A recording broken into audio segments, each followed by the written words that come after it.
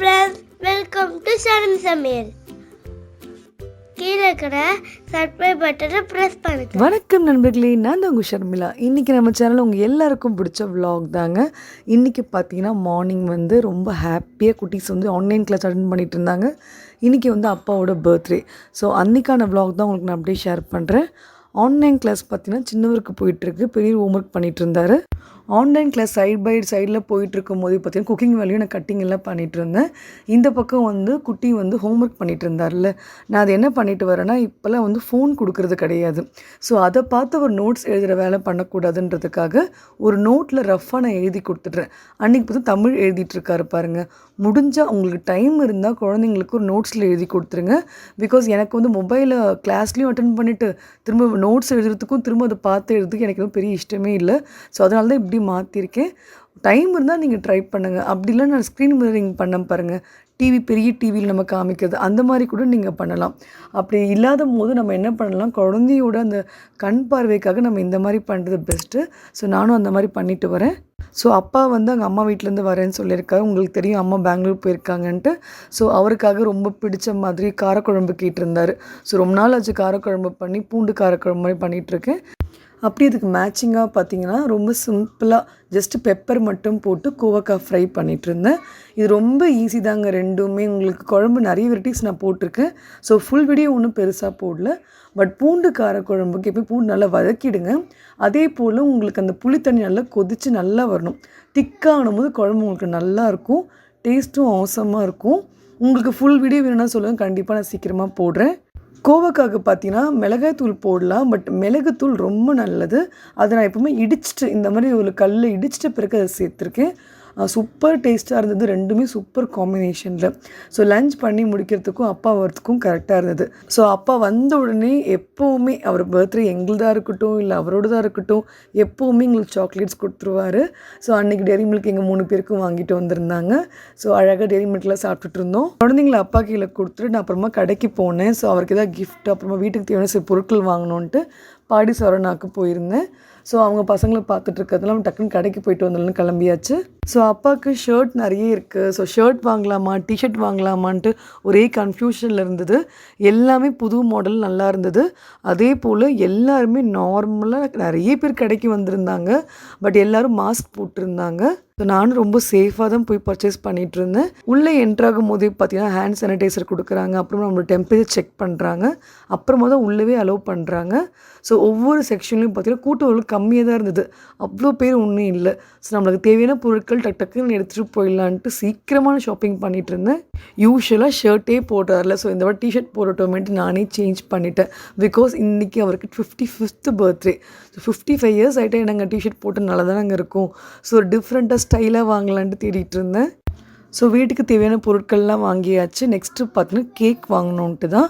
But அப்பா கேக்கெல்லாம் வேணாம் தான் சொல்லுவார், அவருக்கு பெருசாக ஒன்றும் செலிப்ரேட் பண்ணுறது பிடிக்காது. பட் இந்த வாட்டி நம்ம கூட இருக்கும்போது பண்ணலாமே அப்படின்ட்டு வரும்போது கேக் வாங்கிட்டு வந்தேன்.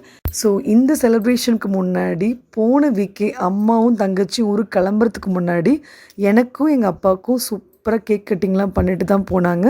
ஸோ அந்த கிளிப்பிங்ஸ் தான் இதுக்குள்ளே நான் ஜாயின் பண்ண போகிறேன். ஸோ அதுவும் நீங்கள் அழகாக பார்க்க முடியும்.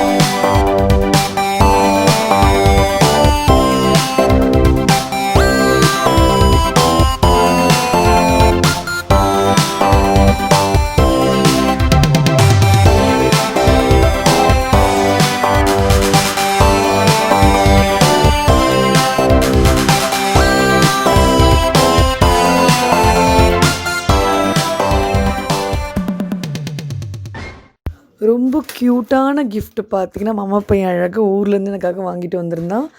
இந்த பேங்கிள்ஸு இந்த இயரிங்ஸ்லாம் உங்களுக்கு நான் என்னோடய பர்த்டே விலாகில் நான் உங்களுக்கு காமிச்சிருப்பேன். ஸோ அன்றைக்கி தான் கொடுத்துருந்தாரு. ஸோ பர்த்டே அன்றைக்கி கண்டிப்பாக போடுறேன்னு சொல்லியிருந்தேன். ரொம்ப அழகான கிஃப்ட்ஸ் எனக்கு ரொம்ப பிடிச்சிருந்தது இதெல்லாமே பார்க்கும்போது. இப்போ நெக்ஸ்ட் கிளிப்பிங் பார்த்தீங்கன்னா இந்த பக்கம் கேக்கு நாங்கள் லானில் இந்த வாட்டி கட் பண்ணலான்ட்டு ஐடியா பண்ணியிருந்தேன். ஸோ லானில் வந்து எல்லாத்தையும் அரேஞ்ச் பண்ணி எடுத்து வச்சுருந்தேன். ஸோ கேக்கு தேவையான எல்லா ஐட்டம்ஸும் ரெடி பண்ணிகிட்ருந்தேன். ஸோ நெக்ஸ்ட்டு பார்த்தீங்கன்னா குட்டீஸும் ரொம்ப ஜாலியாக என்ஜாய் பண்ணிகிட்டு இருந்தாங்க. பிகாஸ் அவங்களுக்கு இந்த மாதிரி கேக் செலிப்ரேஷன்லாம் வளர ரொம்ப பிடிச்சிருக்கு. கேக் கட்டிங் எல்லாமே நாங்கள் குழந்தைங்களுக்கு தான் ஒரு சந்தோஷம். ஸோ அழகாக அவங்க என்ஜாய் பண்ணி தாத்தாக்கு ஹாப்பி பர்த்டே அப்படின்னு கத்திட்டு இருந்தார்.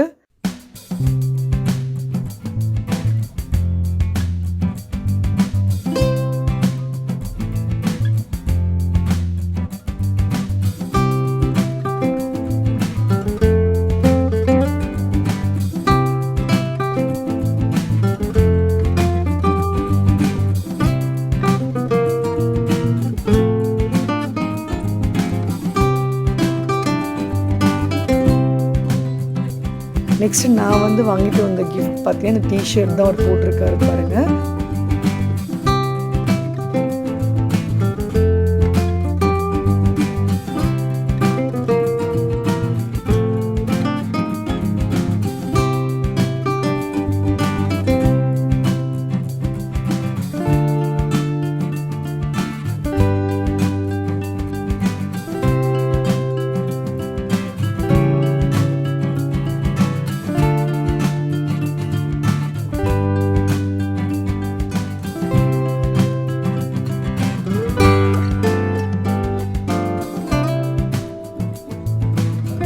எங்கே இருக்குன்னு போய் கண்டுபிடிங்க. பிளாக் சேர் எத்தனை கூட வச்சுருக்க? ஆமாம். இந்த டாய்ஸ் எல்லாம் எப்படி போட்டு வச்சுருக்கீங்க பாரு, எல்லாம் எடுத்து வைக்கிறீங்க நீங்கள். பிளாக் சேர் கண்டுபிடிச்சிட்டிங்களா? என்ன போட்டிருக்காரு? CPU UPS கம்ப்யூட்டர் டேபிளில் உள்ள இருக்கு.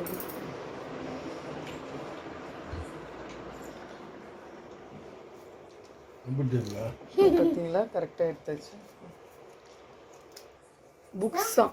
புக்ஸ் எங்கே இருக்கு? எந்த புக்ஸ் பார்க்குறது? அப்போ புக்ஸுக்கு மேலே ஃபஸ்ட்டு ஷெல்ஃபில் பாருங்க. இது இல்லை, இந்த ஷெல்ஃபில். எந்த ஷெல்ஃபில்? இதுலையா?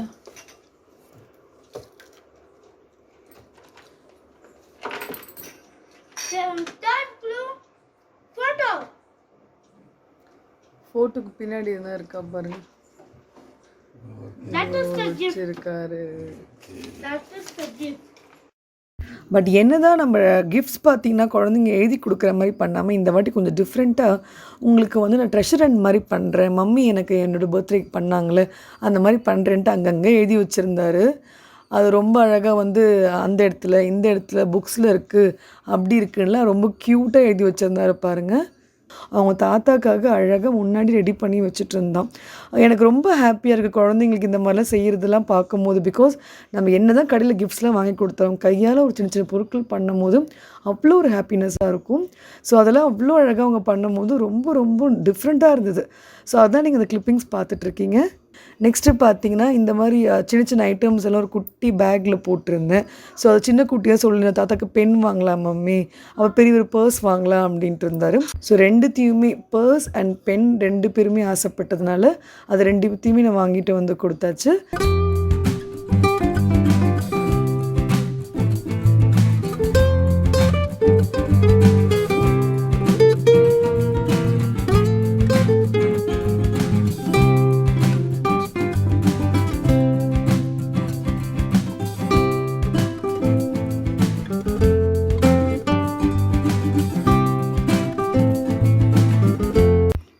அதுக்கப்புறமா பார்த்தீங்கன்னா சூப்பராக செலிப்ரேஷன்லாம் முடிச்சிட்ட பிறகு நைட் கண்டிப்பாக வந்து பர்த்டேனா நமக்கு வெளியே சாப்பிட்டே ஆகணும். ஸோ அதனால் இந்த வாட்டி வந்து நாங்கள் மசால் தோசை சாப்பிட்டு ரொம்ப நாள் ஆச்சு அப்படின்ட்டு அப்பாட்ட கேட்டுட்டு இருந்தேன். ஸோ அப்பா எப்போவுமே பசங்க ஆசைப்பட்டால் டக்குன்னு வாங்கி கொடுத்துருவாங்க. பப்ஸு இதெல்லாம் ஒரு பக்கம் சாப்பிட்டு முடிச்சுட்டு அது போக மசால் தோசை மாதிரி சிம்பிளாக சாப்பிட்டுக்கலான்ட்டு யோசிச்சு தோசை மாதிரி சாப்பிட்டுக்கலான்ட்டு ஸோ மசாலா தோசை பொடி தோசை அப்படின்ட்டு எங்களுக்கு பிடிச்ச மாதிரி வாங்கிட்டு வந்துட்டார். அவருக்கு வந்து பரோட்டா வாங்கிக்கிட்டாரு. ஸோ நாங்கள் ரொம்ப சூப்பராக தோசை சாப்பிட்டு அன்றைக்கான டே சூப்பராக என்ஜாய் பண்ணோம். ஸோ இந்த விலாக் உங்களுக்கு பிடிச்சிருக்கும்னு நினைக்கிறேன். என்னோடய டே இன் மை லைஃப் அப்படின்ற மாதிரி தான் உங்களுக்கு இந்த விலாக் இருந்திருக்கும். உங்களுக்கு பிடிச்சிருந்தால் லைக் பண்ணுங்கள், ஷேர் பண்ணுங்கள், அண்ட் உங்கள் ஃபீட்பேக் எனக்கு கமெண்ட்டில் சொல்லுங்கள். இதே போல் இன்னொரு நல்ல வீடியோவில் சந்திக்கிறேன். Have a great day friends. Bye.